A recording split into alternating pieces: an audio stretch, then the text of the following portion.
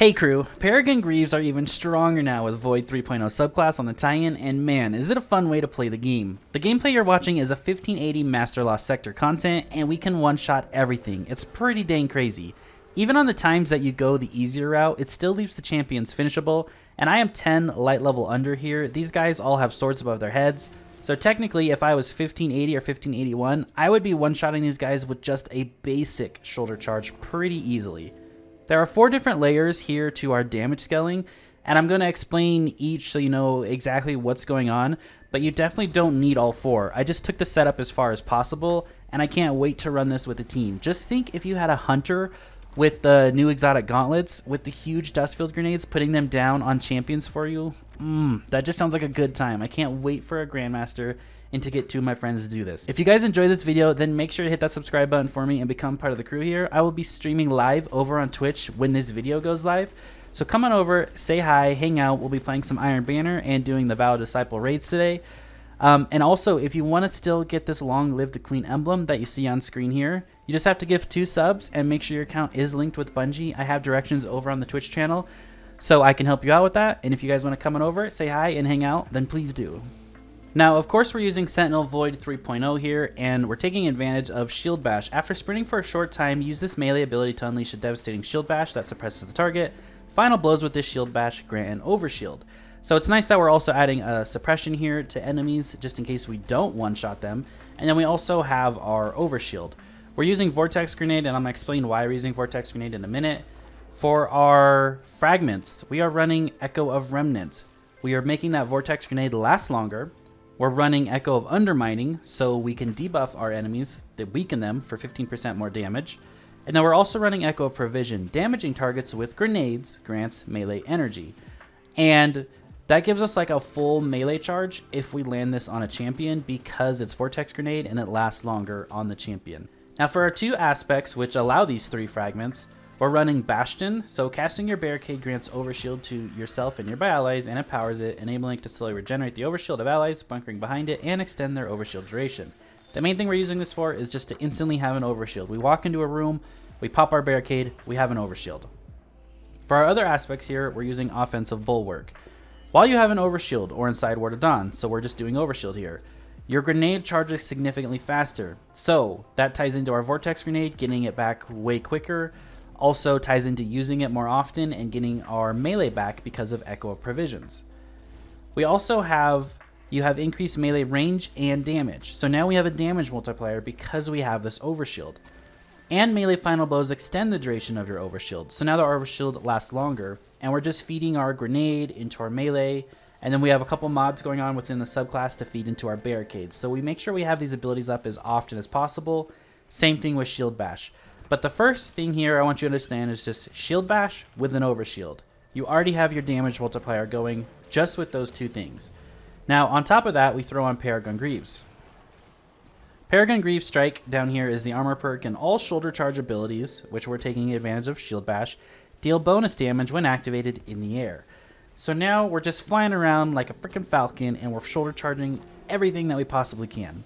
So this is our second damage multiplier, and literally within the subclass of Shield Bash, and Overshield, and Peregrine Greaves, you can pretty much leave stuff one-shot or one-shot them.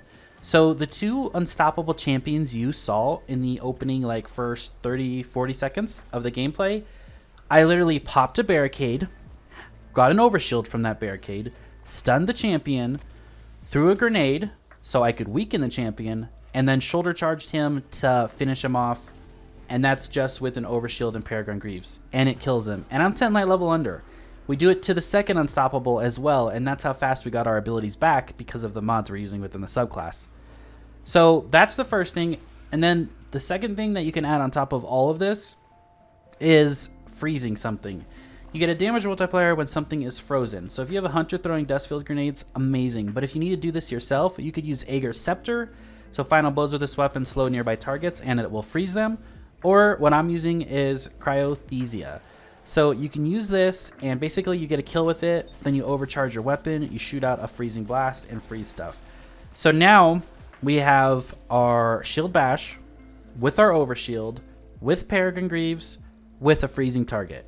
That's what creates all this damage. And as you can see over in the Lost Sector here, we hit this guy for like, I don't even remember what it was, like 614,000 or something damage. So pretty crazy. And the nice thing about this is, as you see with the champions, there's not some sort of like crazy setup going on. It's literally just make sure you have your overshield and make sure you're in the air with Peregrine Greaves and shoulder charge them. That's basically it. And then if you want to add another layer to it, freeze the enemy. You can do the freezing, or a teammate can do the freezing. A lot of different options there.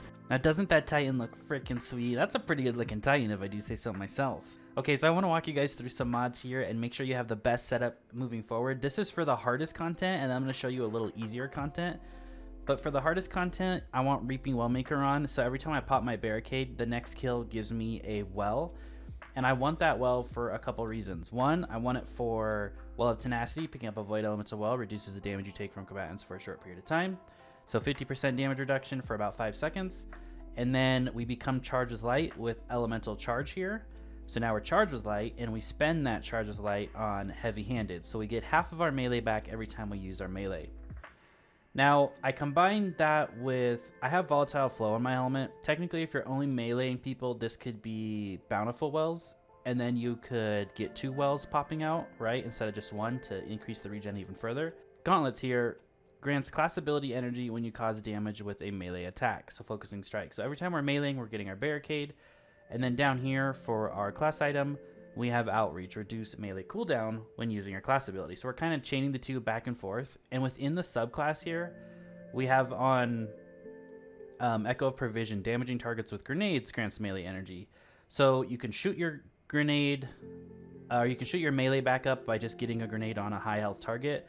You can literally get like your full melee off of 1 grenade if you landed on like a champion. And then also with Offensive Bulwark here, your grenades charge significantly faster when you have an overshield. So we're getting our grenades back really fast. We're getting our melee back really fast, right? With Outreach and stuff. And then we're also getting our class ability back just by meleeing people. We also have Ashes Assets on the helmet to get some more super energy when we use our grenade. So that's one setup. And then the second setup is if you're doing like 1350 master content, even with champions, remember that every time you have an overshield, you have a charged melee, and it's considered a charged melee. So right here, instead of Reaping Wellmaker, I would go Melee Wellmaker. And then up here, instead of Volatile Flow, right, you could do Bountiful Wells, like I said. And then you still have your damage reduction on Tenacity. You still have Heavy Handed, and you still have Charged with Light. So you're still getting half your melee back that way, but you're also genning 2 wells when you melee, so you're about 70% melee back instantly.